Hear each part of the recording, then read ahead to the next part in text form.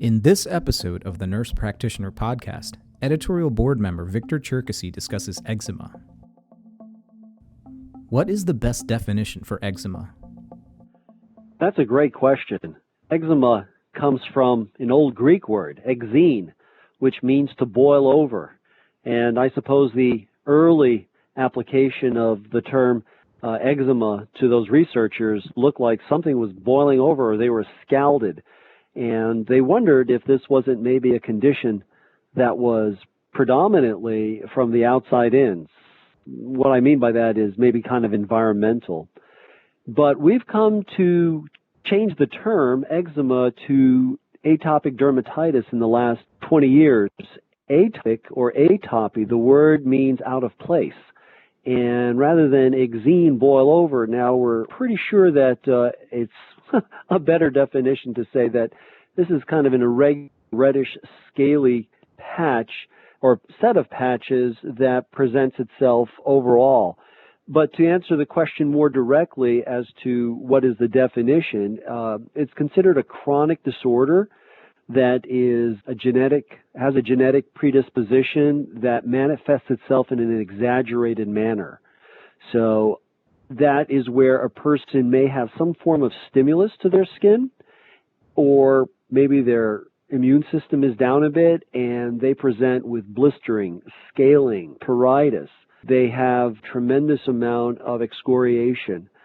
So we know that this genetically predisposed condition has this, as I said, exaggerated response of all of this, and that's where we are right now. It used to be a dysfunction of moisturization, but people who suffer from eczema now know that you can moisturize and add steroid all day long, but it can barely control it. What's the prevalence these days? You know, the prevalence of atopic dermatitis, or as the public still understands it, eczema, is really growing exponentially. When I was born in the 1960s, it affected about 7% of children. Today, according to the Raby Center, which is a standalone center dedicated to the research of eczema, particularly in children, a Rady Center, R-A-D-Y, in San Diego, they are now telling us that currently approximately 15 to 20%, almost 1 in 5 of the children in the United States are expected to experience moderate to severe psoriasis in their early days. So it's really growing. It's growing quick. It's kind of a frustration because it's expensive. People are suffering, and we're trying to find ways to prevent it without any serious side effects. How common is this? So whereas the prevalence, meaning how often it's starting, and then common, it's almost like you'd think the same question, but we're also finding that prevalence, whereas having it as a birth issue or maybe more genetic, we also find that people will experience atopic dermatitis throughout their life that weren't born with it. So we have those that are kind of the true eczema patients that have that atopic presentation throughout their life, and regardless of the weather, it could be very humid outside and they're still scratching and scaling. And then we have those that have kind of a seasonal atopic dermatitis, much like a healthcare worker like myself. I wash my hands in between all of our patients, and especially in the winter, I can moisturize quite a bit, but I'm removing that excess oil that the body produces by washing my hands, and they start to dry and scale, and we consider this a part of the atopic system, which would mean kind of something out of place. So it goes up and down in America, depending on occupation, time of year, environmental stimuli and triggers, and also we have to remember that this condition runs with others as well. What are some of the current thoughts on causes? So a moment ago, I mentioned that this condition can run with others. So atopic dermatitis sometimes is not a standalone. We know that it also is very common to have asthma and also food allergies or allergic urticaria, which kind of shares a relationship with food allergies. So here we have 3 conditions. Take it like 3 dogs that are chasing each other's tails in a circle. Which is the first one? Which is the second and third? We're not really sure in healthcare or research which sets off the others. We just know that if you have asthma, you're likely to have food allergies, or atopic dermatitis. But if you have atopic dermatitis, you're likely to have asthma or food allergies.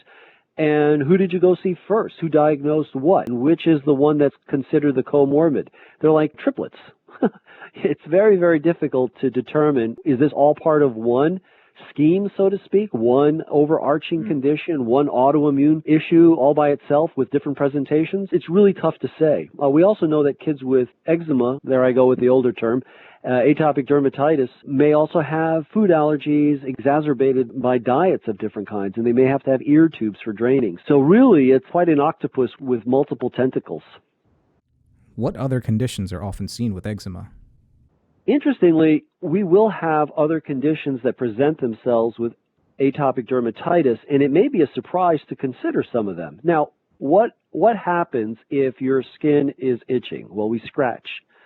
If you scratch long enough, you're going to develop, if you have ethnic skin or skin of color, as we mentioned it, say that you have a background that is Asian or possibly Latino, Hispanic, or even in the African American race. If you scratch long enough, you're going to thicken that skin and darken it, or we call it post-inflammatory hyperpigmentation. In Caucasian skin, if it's scratched long enough, it will turn hypopigmented or a loss of color. And it's very frustrating to families and individuals that if your child scratches long enough, you're going to change the color of the skin permanently over time. Another issue that you might see along with this is bacterial infection. We all have bacteria on the surface of our skin. Acne, staph, strep, Pseudomonas, it all grows. But it's looking for a vector. It's looking for an area of opportunity to settle into the body. And if you scratch long enough at a spot, then you're going to have a bacterial infection. If a child has atopic dermatitis on their face and they scratch long enough and break the skin, you're likely to have secondary impetigo. Or, of course, that's being a staph infection. So imagine also your nose running on a regular basis. It's going to be very sore and red as well because we'll see rhinitis or allergic rhinitis with atopic dermatitis. The immune system, after a while, just turns to settle downwards, and they don't get sleep.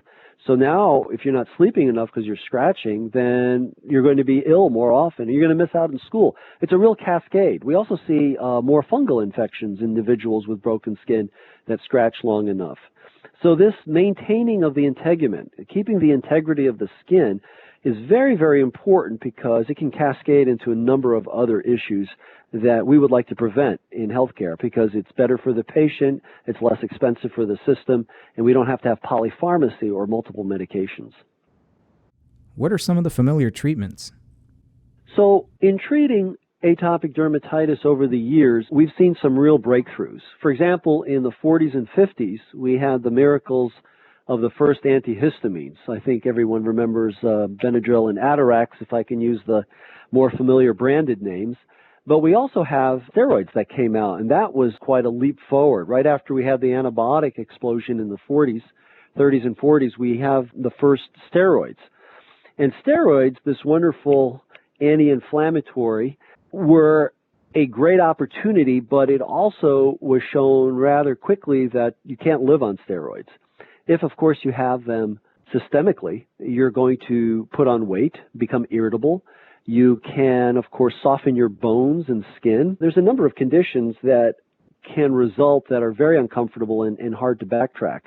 Now, if you have steroids in a topical form, whereas it is, again, a miracle drug, and we have 7 different strengths, 1 being the strongest, 7 being the weakest, 7 maybe a hydrocortisone, or a 1 being betamethasone or clobetasol. These are wonderful, but they can also hypopigment the skin or thin the skin, called stria, and that's a permanent condition. So we have to be really careful with these limits. Fortunately, we've also had in the last few years developments of products like crisaborole ointment, 2%. We have tacrolimus, pimecrolimus, and these are topicals that are non-steroidal. But even then, if you have, for example, 50-60% body surface area, so you're going to go through a tube or a tub pretty fast. So families have also come up with what's called wet wrap therapy. And wet wrap therapy essentially is to use an over-the-counter purified Vaseline, like Aquaphor is very popular. And these are not meant to be endorsements, just so that healthcare workers are more familiar with what we're talking about. And they will put the patient in the tub, and they'll have warmish water and allow the child to soak for about 10 minutes. When they come out, they put the Aquaphor to seal that moisture in within minutes, and then wrap them in wet towels and let them sit for about half an hour. It is effective for many, many children, but I can tell you that the American lifestyle does not sometimes allow for us to have this very long process of taking care of a child on a daily basis. It's not convenient, and certainly even children get tired of doing that as well. So these are really common treatments that we have right now, and I'm glad for them, and they have proven to be effective for mild to moderate atopic dermatitis. Are there any controversies for treatment? So there really are some controversies for treatment of atopic dermatitis, basically because some of them have very serious systemic issues, and they can result in breakdown of kidney and liver eventually. So the problem is we may have these treatments that we're aware of, but they are not good long-term solutions considering that the condition is so chronic. So as an example, we have methotrexate or cyclosporin. These are classic immune suppressors, which can, in some patients, result in some treatment success, I should say. But methotrexate is extraordinarily hard on the liver, and cyclosporin, being an immunosuppressant generally used for transplants of organs, can really be dangerous for the kidney. So I've heard it said oftentimes, well, this product works very well for that. Well, sure, at the funeral, everybody will say, wow, this person really has great clear skin.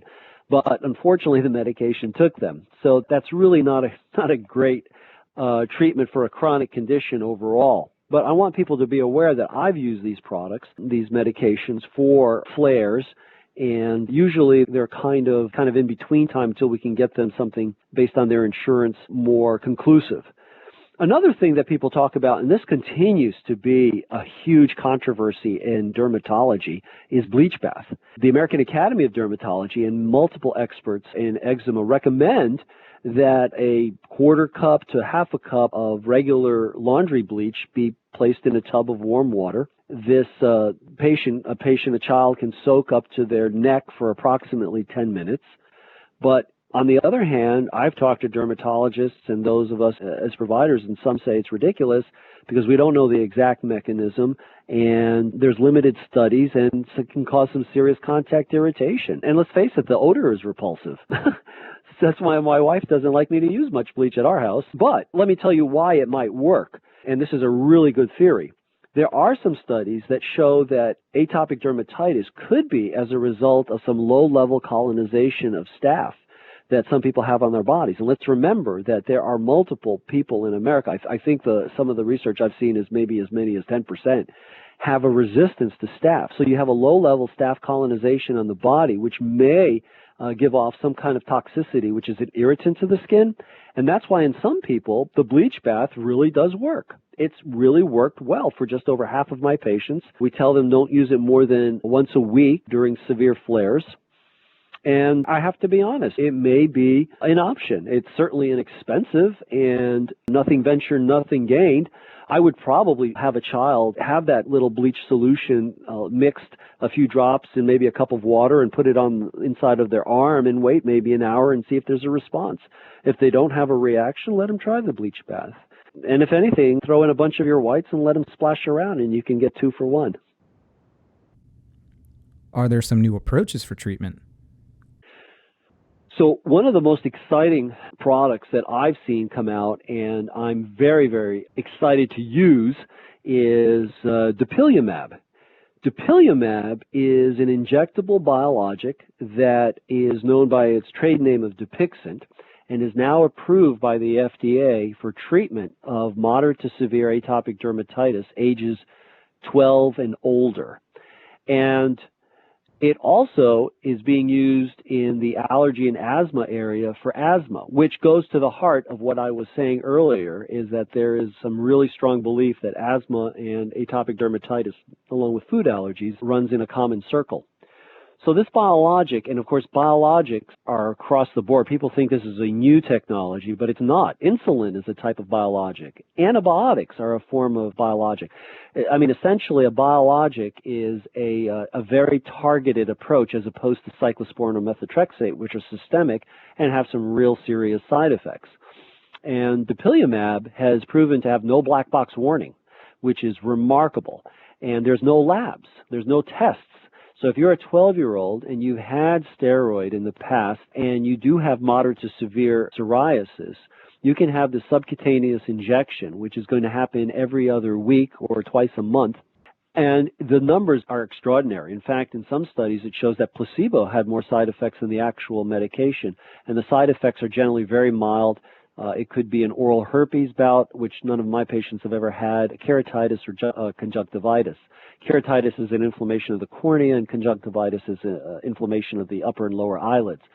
Anyway, the point is, this is practically the closest thing I've seen to a cure. While you have to use the medication, I mean, a cure would mean that they don't have to use the medication anymore, but it's just so big on improving those that are 12 and older. So the 12 to 17 group, they've got this. And right now studies are being shown that it's also effective down to 6 months old.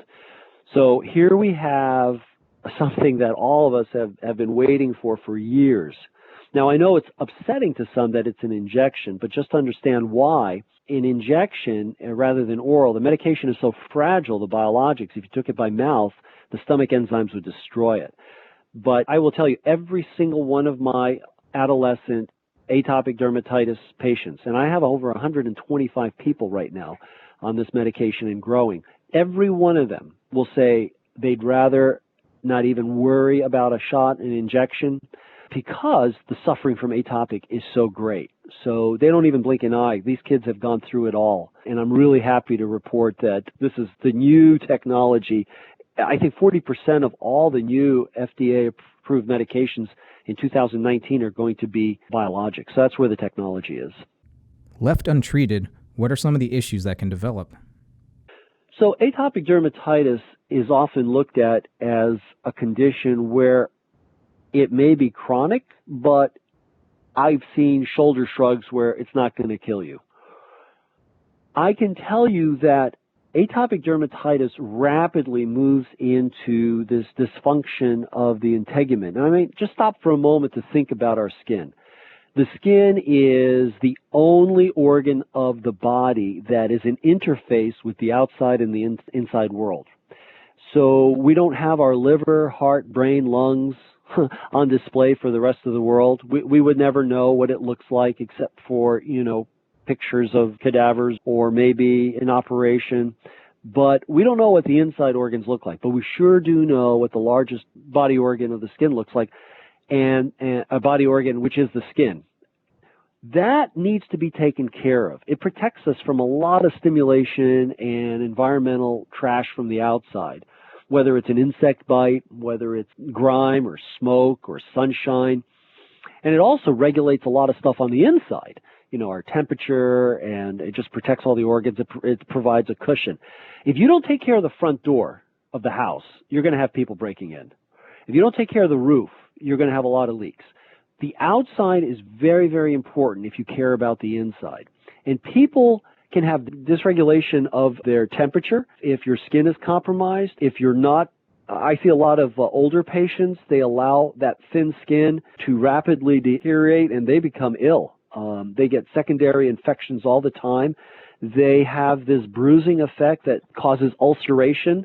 It's awful because they're not moving so much. They're sitting in a couch and they've allowed their skin to thin from steroid use as they try to get some relief from the itching. And then I'm expected to fix it. And by then, it's very, very challenging and difficult to do. So what I would ask patients is look after your skin. One of the first things you can do is make sure if you like a hot shower, keep it cooler.